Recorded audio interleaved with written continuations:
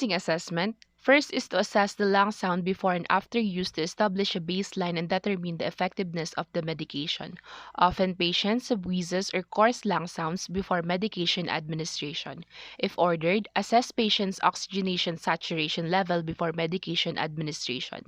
The oxygenation level will usually increase after the medication has been administered. Verify patient's name, dose, route, and time of administration. Assess the patient's knowledge and understanding of the medication's purpose and action. Let's move on to the procedure. First is to check and verify doctor's order, check the patient's chart for allergies, know the actions, special nursing considerations, safe dose ranges, purpose of administration, and adverse effects of the medications to be administered. Second is to identify the patient using at least two identifiers, which is the patient's full name and the patient's birth date. So good morning, sir. Ako po si Jocelyn Miranda from Muslim University, Philippines, your student nurse for today's shift from 7 a.m. to 3 p.m. May I know your name, please, sir? Mr. Nagano po. Mr. Naganyo, kailan po ang inyong birthday? 11,000.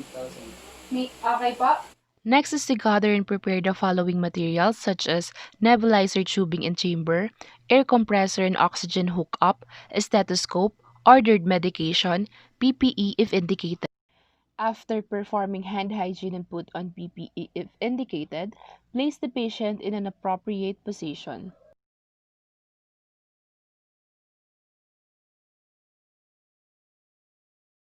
Remove the nebulizer cup from the device and open it. Place pre-measured unit dose of medication in the bottom section of the cup, or use a dropper to place a concentrated dose of medication in cup and add prescribed diluent if required. Screw the top portion of the nebulizer cup back in place and attach the cup to the nebulizer. Attach one end tubing to the stem on the bottom of the nebulizer cuff and the other end to the air compressor or oxygen source.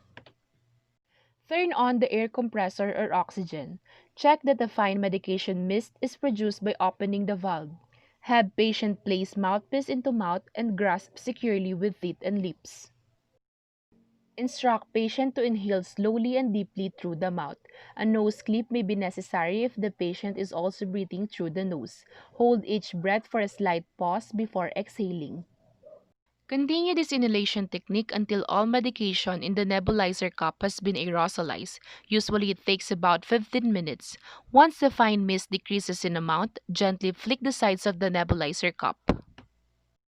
Have the patient gargle and rinse with tap water after using the nebulizer. As necessary, clean the nebulizer according to the manufacturer's directions.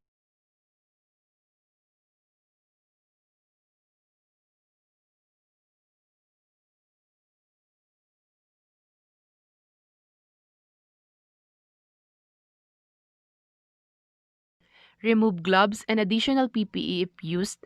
Perform hand hygiene. Document the administration of the medication immediately after the administration.